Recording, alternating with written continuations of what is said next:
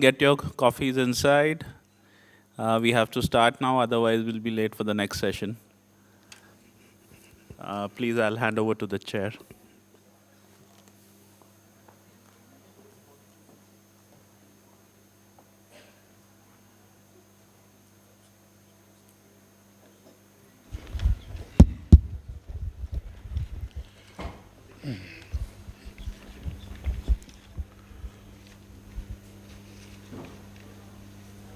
I think coffee break has become a longer, so we have to bring the technology in it. uh, well, ladies and gentlemen, I think this is the last technical session and people have less interest, but still, nevertheless, whoever is present here, um, luckily we have a very illustrious, distinguished panel, and the experience which this panel has, I think I can boast that presently in this area, you won't find alternative available right now here. The topic is very interesting, technology and competition law, emerging challenges. We all are seeing practically every day the technological changes taking place in economy. Largely, every day new thing comes and then we try to make ourselves familiar with that. But we don't understand many things. We only know what is the use of it or how it is being used. But the 90% hidden aspect of technology is not visible. It's only the outcome of that technology is visible, and that makes it very interesting and complex subject. And we have to struggle to understand these changes taking place in economy. Our economy is also changing very fast and technology is also changing very fast. So we have to keep pace, and you all are in this area of antitrust law mostly, I believe, and either you are practicing or likely to practice or advising the enterprises. And we in the commission and in other areas, we are also learning about this. Yesterday, I was reading in newspaper that Alibaba, there was a singles day, something like that, and in 1 hour they did 5 billion business. I think you must have also heard about this. So this is how the technology has made this kind of economic activity. 5 billion is not a small amount in 1 hour. You can imagine how much efforts or the network this technology must have made available to how many consumers or the customer to enable them to make place their order. When they will get their item, etc., is a different issue, but you can imagine the magnitude of this.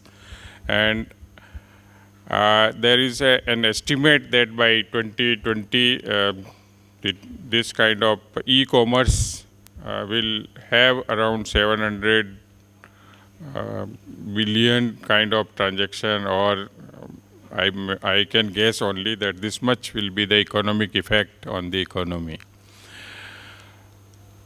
There are many issues involved in this, and it is not very easy area to practice in the law. Antitrust authorities are also struggling to decode the technology and see only what are the competition issues involved in it.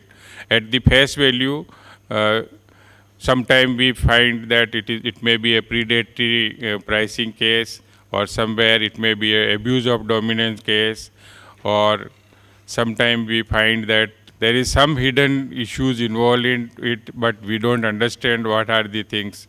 But ultimately, when any new technology comes in the market, consumers are always excited about it, and they get some of the schemes. They are very encouraging for the consumers, and they get benefit of it.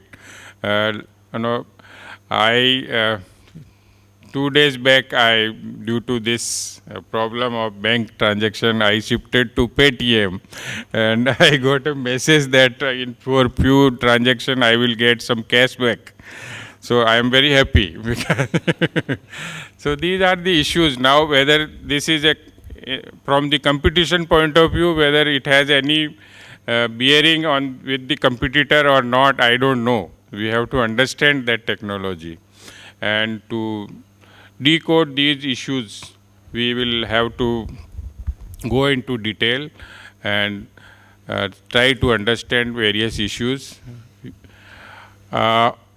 Since I have a very distinguished panel here and we have some of the discussion points available in the agenda itself, I won't go into detail alone, and then we will share the views, and you are also welcome to raise the issues. We will try to understand equally. It is it's a collaborative discussion actually. We don't want to impose anything on you because we are also trying to learn. This is being a new topic. I would request the most experienced and founder of the competition law in India, especially the enforcement activities, first chairperson of the Competition Commission of India, Mr. Dhanendra Kumar, sir, to cover the issue relating to the enforcement for digital economy. Should regulator wait and watch or interfere in this area at this stage, when initially in Indian market this is a new concept, though it was there earlier, but it was not affecting all the general consumers. But now every consumer is affected, and you know that today and last 3-4 days the people are struggling. ATMs are not functioning because the technological requirement. I am told that earlier 1000 note and the new 2000 note has a difference of size. So the ATMs are not accepting due to technical upgradation has not taken place. So they are not throwing the 2000 note, only 1000 note they are attuned to. So this kind of technology is affecting our life daily, and we have to go into detail of all these issues during this available time. 5:30 is the last. We will be closing it because due to other commitment. Within the limited time available and the expert panel available with, I think I would request Dhanendra Kumar sir to say some. Give his opinion and his comments on this first topic.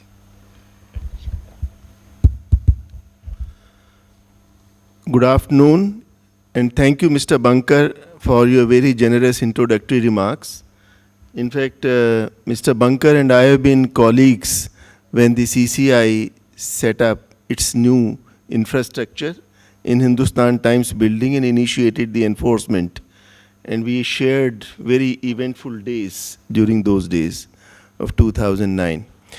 Well, friends, let me first of all compliment you for exercising your choice in attending this session after the other choice of tea and coffee extended session, which you were there, and not everyone has exercised this choice which you have done. So my compliments and thanks to you.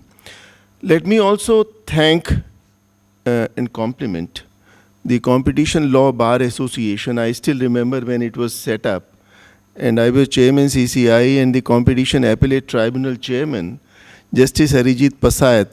They set up this this association, CLBA. At that time, it was called Competition Law Appellate Bar Association. With my persuasion, they dropped the word appellate and became Competition Law Bar Association. Idea was to have a focused bar on the competition law. And I'm so happy that they are providing a platform for this meaningful interaction between the lawyers and practitioners and the regulator. And even the regulator, CCI, is deserves compliment that they have opened themselves up for hearing various viewpoints and having this collaborative, interactive platform. Having said this, let me say a few words about the subject under discussion. Today we are living in a globalized world, and the world is changing very fast. So fast that it's difficult to keep pace with it. And I've been often saying that, but look at the examples which are there just a few years ago. Say, for example, Kodak film. They were predominant players in the market with 85% share of the market in 1995. And they had 185,000 employees, 85% market of photographic paper. And 3 years they became history. Nobody uses the photographic paper anymore, and the digital photography has overtaken. Same is true of other areas as well. I mean, look at the online booking of tickets, and look at insurance, look at many other areas. And I mean, I'm just coming from USA this morning. There I went to a showroom to see the Tesla cars. And the automotive cars which are going to have the dominance on roads, they will soon make the current models and everything redundant, and you could have driverless cars. And what does that mean? That the insurance companies, the drivers, and many others, even the petrol companies, because it's all recharged, so they can become redundant. Now, the changing face of technology, how do we regulate it? You have to see that. Can you regulate such a changing landscape with traditional bullock cart regulations, so to say? You have to change your regulations and your approach to the regulations at least certain degree better than the current pace, if not aligned with the changing landscape of technology. Look at the preamble of our competition law. In the interest of economic development of India, the focus is economic development of India. You are just an instrument. And this instrument has to work in order to accelerate economic development of India. Every country has its own unique socio-economic perspective. Now look at India. In India, a larger share of its GDP is made of services sector. And within the services, the IT sector. IT is the most prominent USP of India's gross domestic product. And in that kind of a situation, and looking at the priorities, what the government of the day has announced, the digital economy, the startup India, and all that, what we are talking, the broadband and so on. In this kind of a situation, what do we do? How do we regulate this system in order not to chill the innovation, the startup ecosystem and so on? In India, we have the likes of Flipkart, Snapdeal. Mr. Bankar just now mentioned about the Chinese supergiant Alibaba, but we have a number of our own emerging Alibabas in the making, which started off with very small seed money, and they are coming up of world standard. Some of these have been evaluated at $10 billion and more. Now, many more are in the making, and the Indian entrepreneurship, and I can see a lot of young lawyers, the Indian youth, they are comparable to none in the world. So with their entrepreneurial skills, we hope to see many more startups coming. So we have to give them free flowering. We have to make sure that the competition helps them rather than chill their innovation. So in order to do that, we have to look at the way in which we would intervene. And that brings me to the question directly what Mr. Bankar mentioned, when and how the CCI should intervene. The philosophy and the effect-based impact has to be seen. We have to see the impact on the local market in India, the impact on local economy in India, and the impact on what India needs to accelerate economic development. It could be a competition in prices, competition. It could be a competition in innovation, competition in quality, or competition in volume. Now, these competitive processes should bring in some good for the Indian people.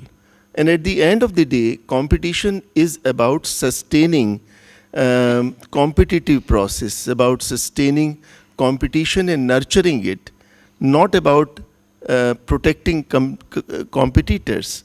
If inefficient competitors fall by the wayside and the efficient competitors come up, and they constantly challenge the competitors to improve their products and bring up better products, cheaper quality, new initiatives, new innovations, then so far so good, it's welcome.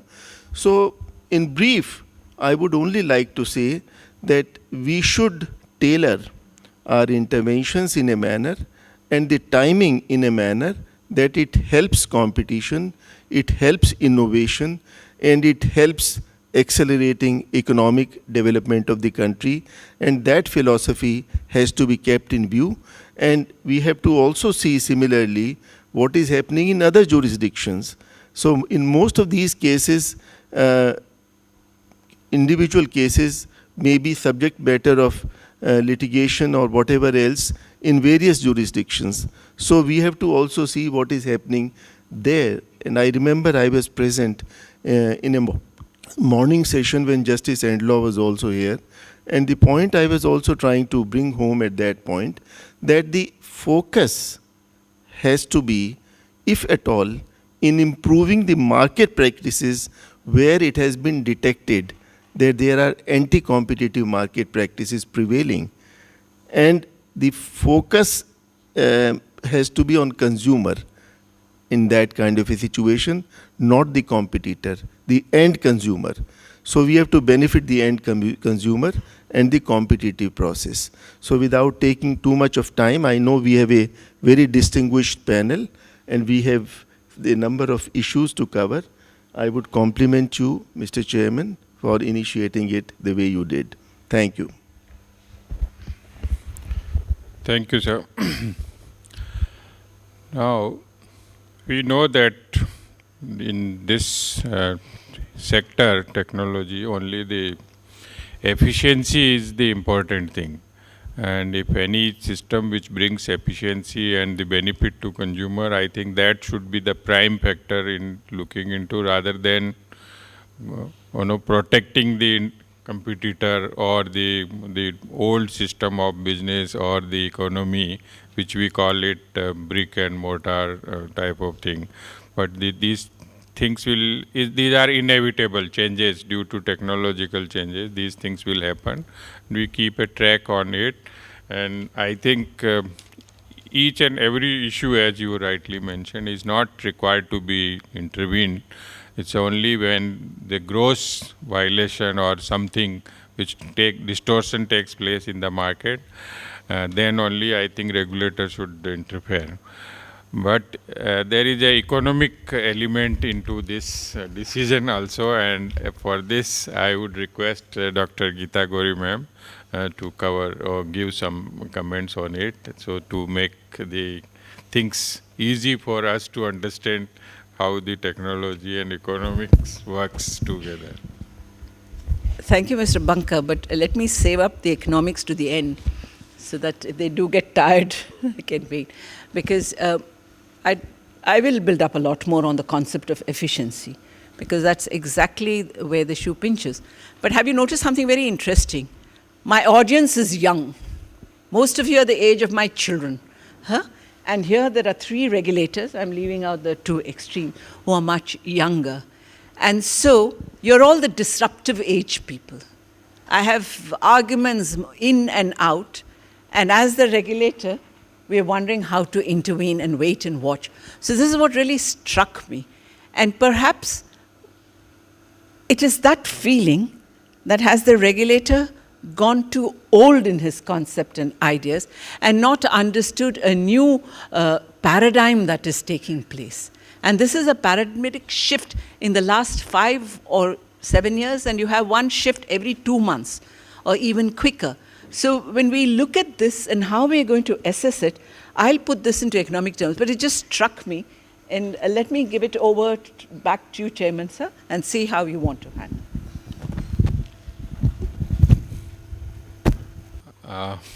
I think before we further discuss this topic, I would request Mr. Patel to give the, how the internationally this aspect is being looked into.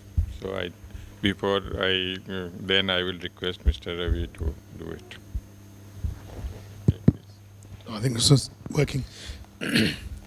So I think, ma'am, you do yourself a disservice by making this about age, because I don't think that the CCI or any other agencies around the world need to be shy about considering technology markets. Technology is integral to our everyday lives. It's going to become increasingly so, and it's an important part of the economy. One should, of course, look, but I think that's consistent with the views that the US agencies and the European agencies are taking. One should look. The crunch, I think, becomes what to do, right, once you're looking, when to intervene, what practice to attack, and how to deal with the dynamic, this is what Mr. Kumar spoke about, the dynamic nature of competition, the way in which markets rise and fall and develop overnight. I think, provided agencies have that caution in mind and target the enforcement action in the right way, there's nothing inherently that should stop them. I don't propose, a personal view, that they should wait and watch, but they should intervene only when absolutely grounded in effects and when taking into account the market realities. Sure, sir. I'll just quickly, I think everything's been covered. I think all points have been made. But if you look at the question that's been posed, the question really is, should the regulators wait and watch? So there's absolutely no question about not intervening. I don't think anyone's suggesting that there should never be an intervention. But again, I think, when you're looking at figures in the range of 700 billion by 2020, when you look at the inherent nature of the Indian IT sector, the fact is we hear of the success stories, we hear of the Flipkarts, and we hear of the Snapdeals, we hear of several others, but there are perhaps 10 times the numbers that have failed. And that is because that is the process of innovation. There is always someone out there trying to figure out the next formula that works, that clicks, that gets accepted by the population. And which is why in 5 to 7 years, you have a Flipkart which has gone from nothing to $10-15 billion valuation. And I think ultimately the manner in which the enforcement happens or should happen in India, and we're clearly seeing that in the Commission in the recent past, is it's about taking an informed decision, because you have a machinery, you do not want to stress the machinery with cases that typically don't have a competition issue. And therefore the Commission has implemented, and very effectively, the system of actually filtering out complaints. So now it's almost a matter of practice for the opposite side to be called in before the 26-1 stage. And I think that is extremely important, because it gives the Commission that perspective, it gives Commission that full 360-degree perspective of the issues, and that will of course guide a decision whether or not they should intervene in a particular case, because clearly not every case requires intervention, but there will always be something that requires intervention, and getting it right is perhaps the challenge. But I think the Commission can benefit greatly from the failures of other agencies. They have the benefit of looking at Europe, looking at the FTC, looking at several other agencies who over the years have committed errors. And those errors should inform the decision making in the Commission. And I think that we're probably heading in the right direction to that extent.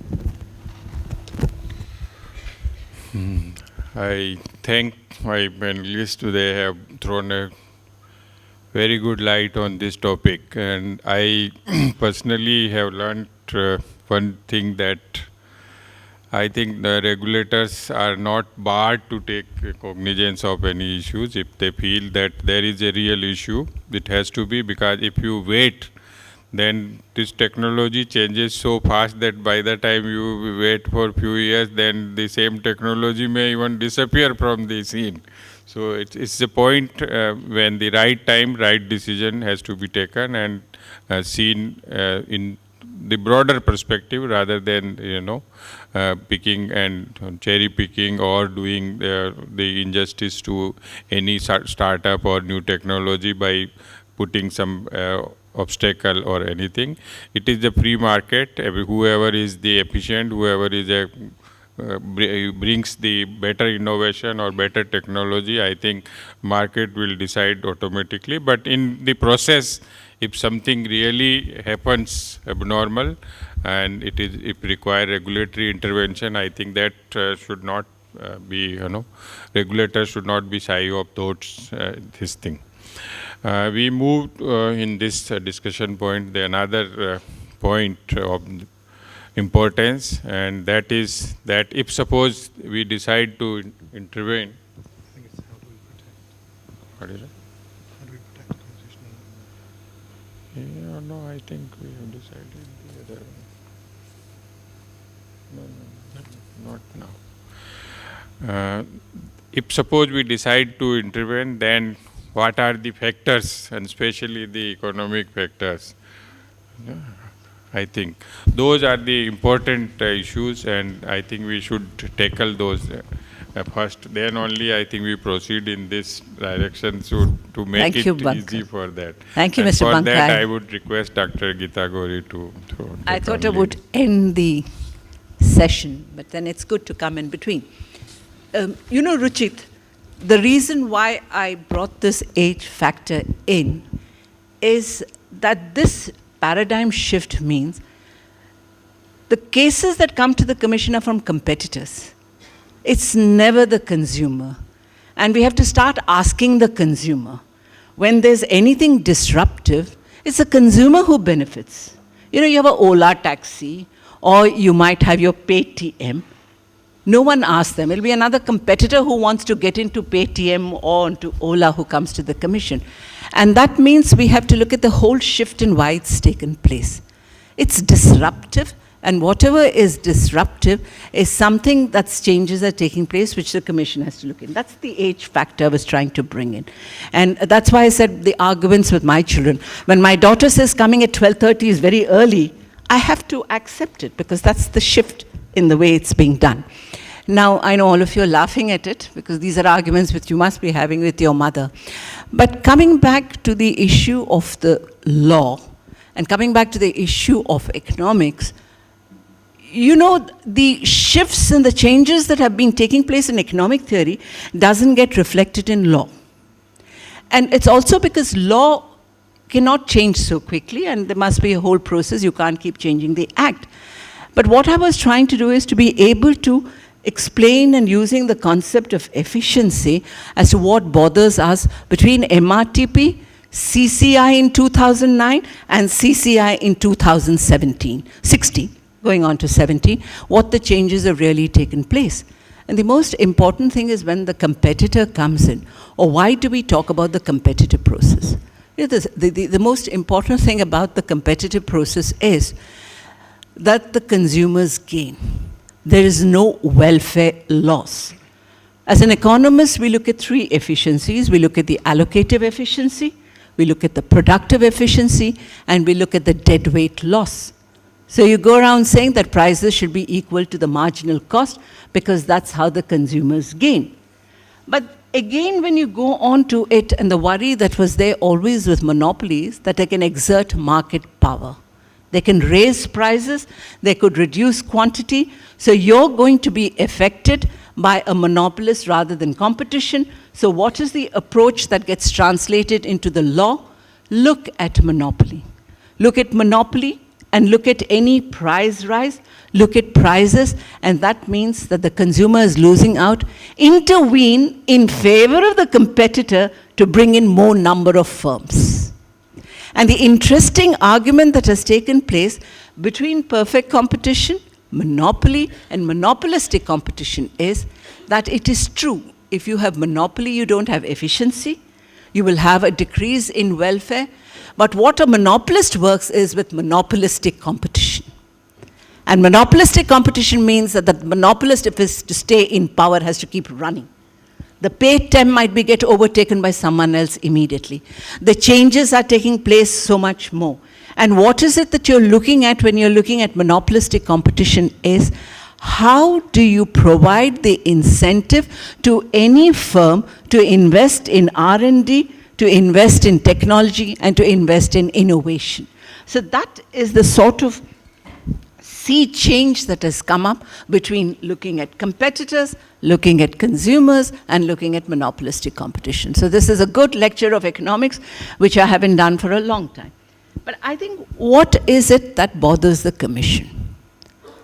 The concern for the Commission always is, will the monopolist use his position of dominance to prevent any competition from coming in? That's the basic worry. And the basic further worry for all of us economists is the law doesn't help you to answer that question. When you look at it in terms of just pure monopoly, even a monopolist, if he is facing a very elastic demand, that is, if prices are very responsive, if he increases his prices of his commodity too much, there'll be no consumers. That is why in the Act you have reference perhaps to price. When you define a consumer, you look at price. But then later on, when monopolistic competition started in the US, they came up with price elasticity, which is your SNP test. But then combining the two of them, are they enough as key tools? Because the whole concept of price has changed. How do you define a consumer in India? How do you define a consumer anyway? It's a person who pays a price or for a consideration. But now recently, the European Commission says that data is price. That's the argument that has been given. Now, how can personal data be price? Yes, to some extent, it's a consideration. But recently, I was part of that 6 lakh people scam of ATM cards, and they told me, your credit card has been seized, because someone rang me up and told me my mother's name, my father's name, my birth date, everything. And I was so amazed, because people, when you go into a bank and you sign your KYC, that's personal information that gets used. But when you go into using any of these Paytm, or use Google, or you use Bing, or any of them, you sign an agreement, a terms of agreement to the privacy. And is this personal data the same as price? I use Paytm once and you use it 3 times a day. What is the value? Price is a value. Is it the same as consideration? I have no answers. And it gets more complicated, but all business now is matching markets. It's a question of getting into personal data and using. So price and the definition of a consumer again changes. And if you're going to use that definition of a price as even a competitor who's a consumer, then there's a lot of thinking that has to be done. But coming back again to the initial concept, how do you look at this monopolistic competition? What is it that makes a lot of difference? Because if there's dominance, what are you worried about? In dominance, you're worried that there might be a question of fixed cost. There may be a case of switching cost. There may be a case of complementarity. But this is where the wait and watch becomes important, because if there are no entry barriers, if there are no attempts to control, the market adjusts itself. And that is seen in the fact that everything is so disruptive. And if there is a dominant player, to stay dominant has to keep innovating. And if he has to keep innovating, it is only possible, the best test is price. Sometimes you pay no price at all. It may be a 0 price. So should I go back to the earlier concept that you must have price equal to marginal cost, similar to the cost of production regulation that's been drawn? If price is less than the marginal cost, who gains? The consumer gains. No one asks the consumer. Everyone says the competitor, how will he survive? He has to survive through innovation. Efficiency is this cycle that keeps coming, and what one looks at is this sort of gain and shifts that are taking place. Now, how does one proceed? One proceeds in a very strange way. It's a bit theoretical, because I don't want to refer to any cases that are on. How did the dominance come up? if there is a dominant player, and even if he is dominant, if you want to define dominance, how did this dominance come up? Is it on the basis of statutory conditions of the earlier public sector enterprises? Or have they created barriers? Or is it because of innovation? Second thing, I think Ruchit, you mentioned it, is this dominance sustainable? And you find that the sustainability, for every Flipkart, there are many who have died. And even Flipkart's life, God only knows how long. It's just a question if they can keep innovating and coming up with ideas. For them to innovate and come up with ideas, they have to be competitive on price. They may set it at lower than marginal cost. They may set it at zero price. That was the argument that one tried in the NSC. Because what are you looking at? You're looking at how you can manage to capture that consumer who wants to stay on and gets the benefit. And there are always enough number of people wanting to enter into this situation. So it's a question of, is this sustainable? Now, sustainability is not only to the firm. Sustainability is on the consumer side. Can the consumer be sustained? Will the consumer be sustained with an archaic system of drawing out money? Will the young consumers be happy with going with the earlier ones, but they prefer WhatsApp? If it's not WhatsApp, they want Instagram, and perhaps they'll even do out with it. So that's sustainability. And in this sustainability, both price elasticity and concept of price changes. And the concept of predatory pricing and saying price should be equal to marginal cost, I think one has to rethink on this whole method. Before I go on a little further on this thing, when you are trying to look at a new concept and you're trying to define a market, is it necessary? That's because the law says you have to define a market. How is the market defined? It's defined on the basis of the price or on the characteristics of the product. But with disruptive technology, perhaps you don't even need to look at the market. It's just that the law says that the lawyers will have to do their job, the commission will say we'll look at the market. But one of the most beautiful things which I've been continuously quoting is the Chinese Supreme Court on the Tencent versus the Qihu, where the Supreme Court said, look, you can't define the market, but because it's there on the statutes, you define it. So just as much as technology has been disruptive, just as much as monopolistic competition and the dominance is very short-lived, the commission will also have to reinvent itself and be disruptive.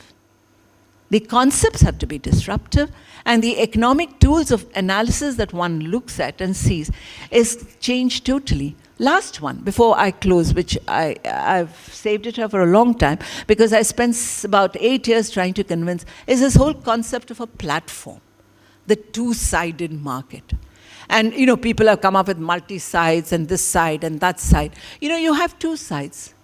Everything, Flipkart is a two-sided market. Everyone has a two-sided market. And then you have to identify who's the consumer there. The consumer is who uses it. And what does Flipkart do as an aggregator? He gets an advertiser to be able to sustain himself. So in the stock exchange also, that was a concept. If the stock exchange said it's zero price, it'll get its money from elsewhere or it'll come up with a new technique. Should the regulator intervene?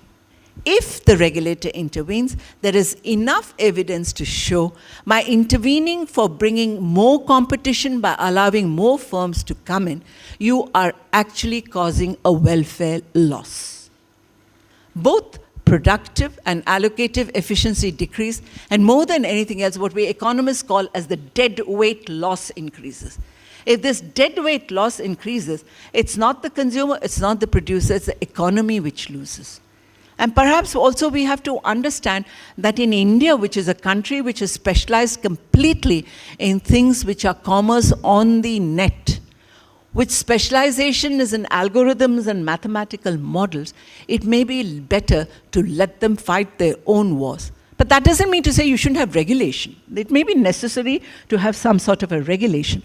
But if that is the kind of regulation that is required, perhaps as Mr. Kumar has been telling me continuously, we have to think of other ways of intervention than just imposing a fine. So economic tools also keep changing. Even if the law doesn't change, as lawyers, you have to be able to put forward the argument. And as regulators, one has to be open to these suggestions.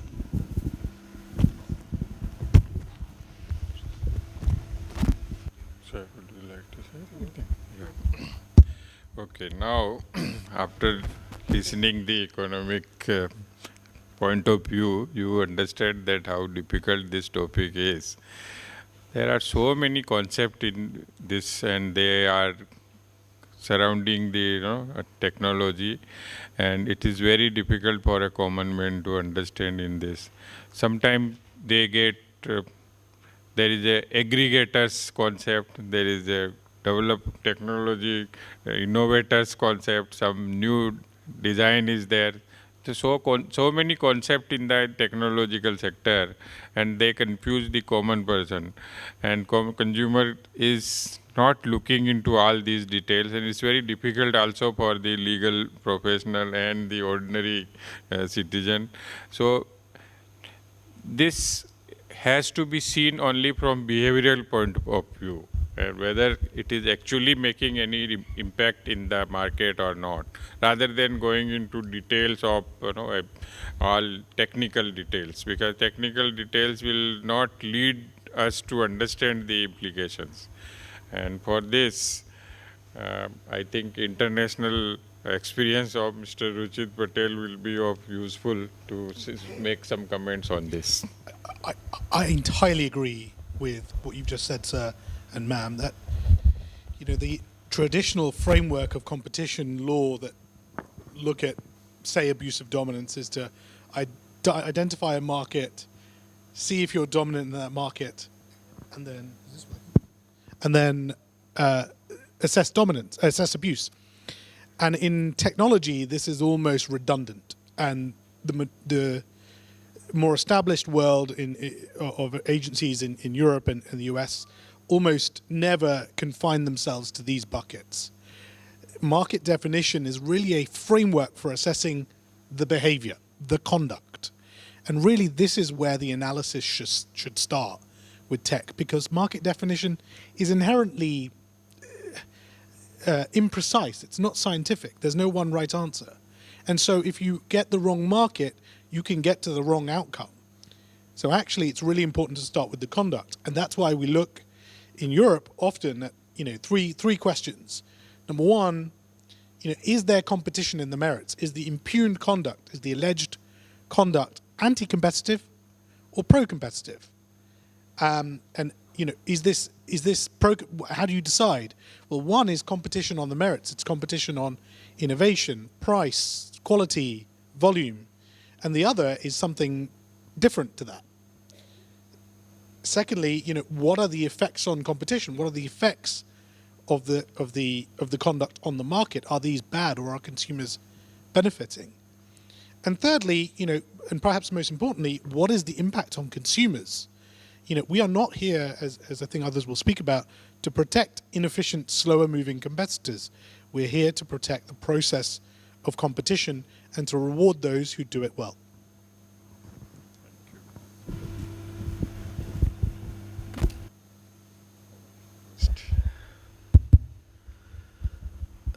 I would just have a couple of brief comments here.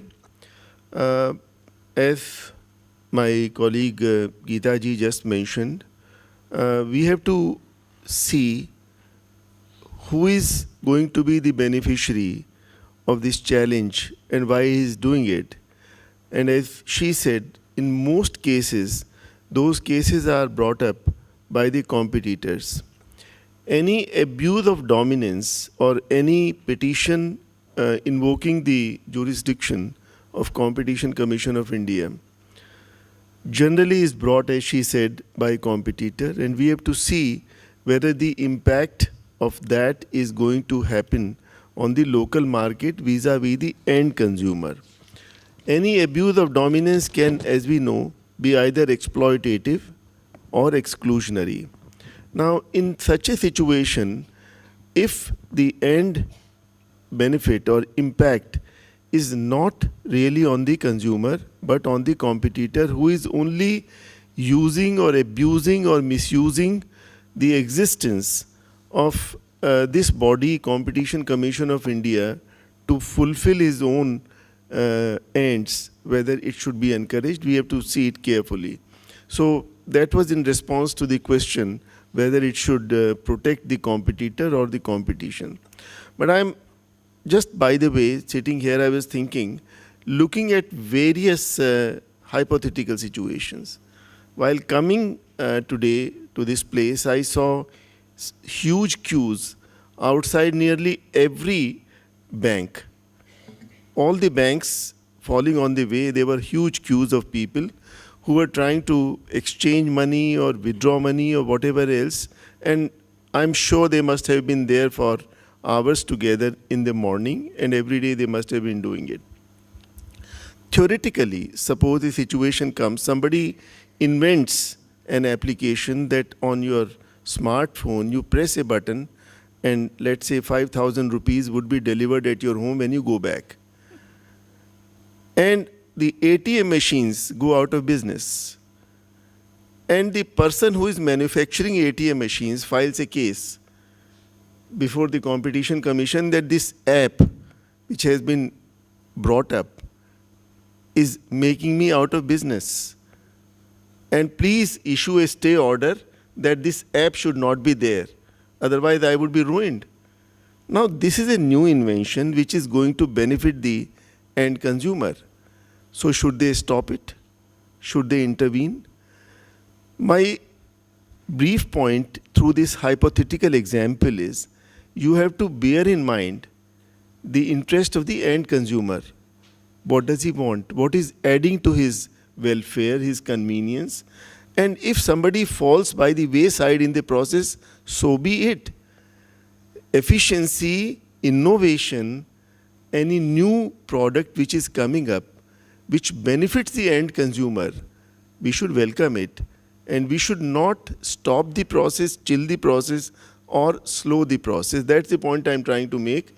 Look at the process why this antitrust came into being.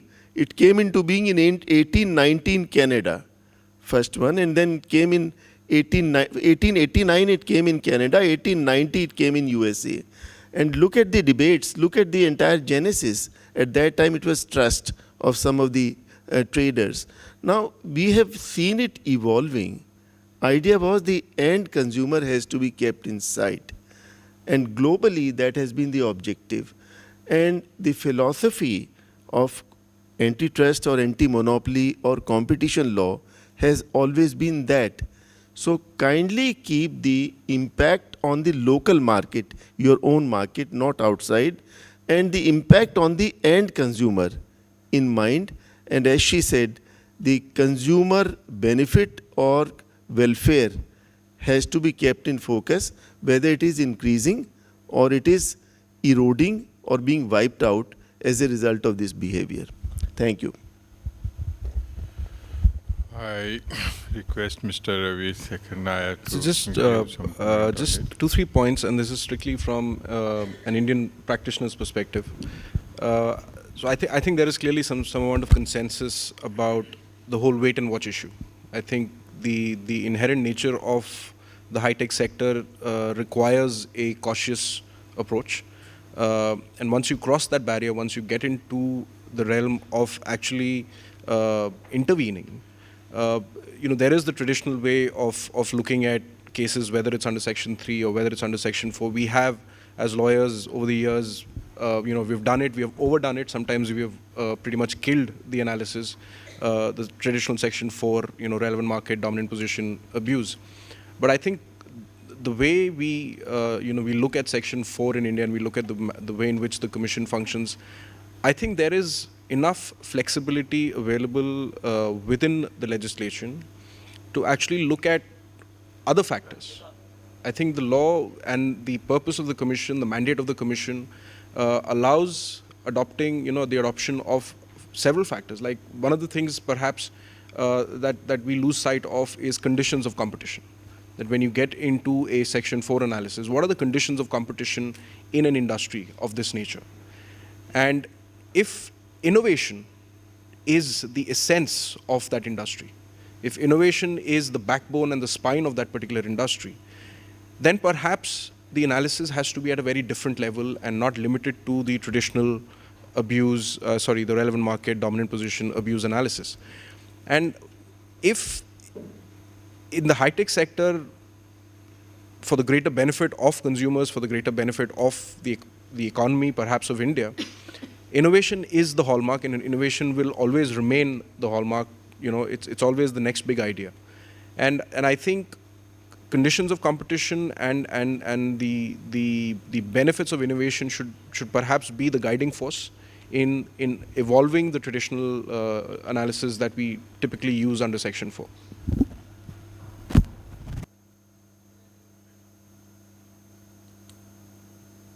I think these are the issues. They are not only prevailing in Indian economy and our country alone.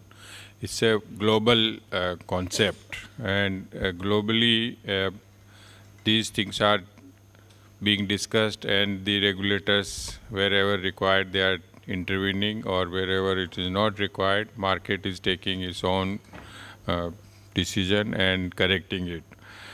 We move on to the next topic or the point of discussion, and that's very interesting. I think that makes some overlapping of the IPR or the intellectual property right and the high tech, because it's a part of the same concept, and we have to deliberate on this by seeing whether some intervention for the product design or the innovations which has been carried out by something, his interest to be protected, or his innovation or his design should be shared openly in a very liberal way to get maximum benefit, rather than getting a benefit only confining to the innovator only.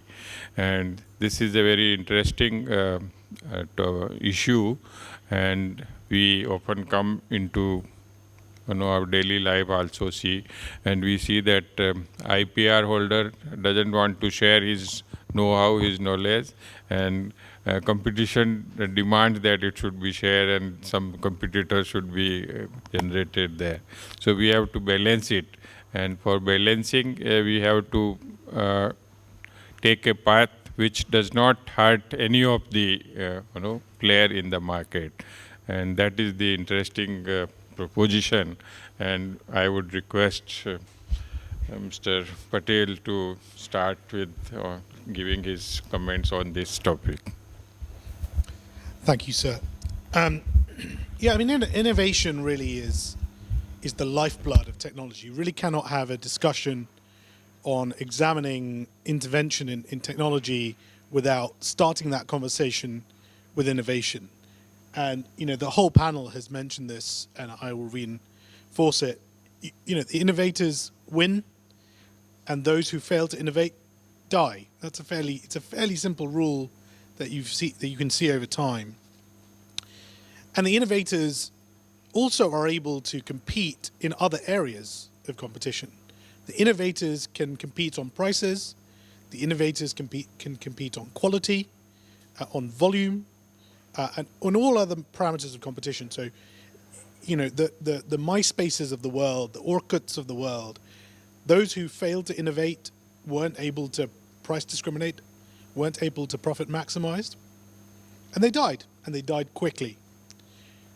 Those who innovate constantly, the Facebooks of the world, for example, they are able not only to compete on innovation with all the other social media sites, so they remain strong regardless of competition, but they're able to compete on other things. They're able to compete on adverts. They're able to compete effectively with search engines and various other internet-based companies. So innovation is absolutely the key parameter. The question then becomes, when an innovator develops an innovation that is useful, what do you do with that innovation? Do you, as Sir put it just a minute ago, allow that innovation to be shared among every single competitor in the market, such that there is, quote unquote, a level playing field? Or do you say, no, these are innovation markets. You have to allow the innovator to have the benefit of that innovation for at least a certain period. And just to take this outside of the context of tech for a moment, pharmaceuticals, very, very important market in India. Innovators are afforded a certain protection in the form of IPR, intellectual property rights, to protect their innovations. So the deep, deep investments they make in the new next cancer drug, those sunk costs are paid back in kind during the course of protected competition. And this, I think, has a lot of parallels to tech. If you remove the benefits of innovation from the innovator, what happens? What happens to that person's incentives? Well, firstly, very clearly, they have no longer a very strong incentive to innovate, because they say, well, you know, if I innovate and develop something new, I'm going to have to share it.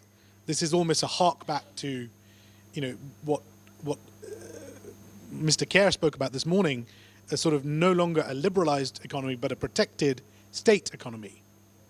So if the innovator thinks this is essentially Marxist and I'm not going to be able to share my innovations and reap the benefit of that, then those innovators will stop sharing them with India. Or they'll stop innovating, which is worse still. The other consequence of this is that the competitors will say, well, what's the point of innovating? Why bother? We know our competitor X, is going to innovate. We know we can rely on a complaint to the Competition Commission of India and an order, a favorable order that allows us to free ride on their innovation. So let's continue. This would create the wrong incentives. And that is particularly important in tech. And it's particularly important given tech's importance to India. This is a tech-fueled economy, and it's doing incredibly well. And to remove the benefits of innovation from this economy in this country would be significantly detrimental. And I think that's why two things have happened. Why, one, the Compact has been very clear that innovators should have the benefit of their innovations. Dr. Singhvi mentioned it, the ITPO case this morning. And why, secondly, the Competition Commission of India has been very cautious so far. If you look at their tech case decisions, you know, Ola, Uber, Apple, Flipkart, you know, the case goes on. There are a number of cases where the agency has correctly been cautious about intervening in what could otherwise distort incentives to innovate. So innovation is absolutely key here. My fundamental perspective on this is that we must protect incentives to innovate. And if we don't, we hurt ourselves only. Thank you, Mr. Patel. You have rightly commented, and this has to be seen as a complementary, and a proper path has to be evolved in making a balance between the IPR and the competition law. I would request Mr. Kumar to make a few comments on it. Absolutely, Mr. Bankar. There are enough laws in the country, the IPR laws, the design, patent, and so on, and the competition law on the other hand. Now, those laws and competition law, there has to be a balance. And in the competition law, there are specific provisions allowing people to reap the benefits of their innovations under the IPR, patent, design, and so on. And we have seen it around the world that it is so happening. Yet, as you rightly said, there has to be a balance. So, in order to allow the benefits of that innovation to everybody similarly placed, we have terms like friend. On the fair, reasonable, and non-discriminatory terms, you should allow them to similarly placed people to enjoy the benefits of those innovations and be able to compete. So that point is well taken. Then there was a mention about pharma. There I would have a slightly different take also, that we have to view this in the socio-economic context of a country. At a particular point of time, for instance, there could be a situation like we encountered in the case of a cancer drug, when the inventor, they raised the prices exorbitantly. of that anti-cancer drug, and there was an innovation which was considered to be a copy of that initiative, and then the case came up before the concerned authorities, not the competition authorities, and they allowed that particular thing to be exploited there. So in that kind of a situation, it was based more on the socio-economic needs, which was of course resented by several people, but there have been instances in most other countries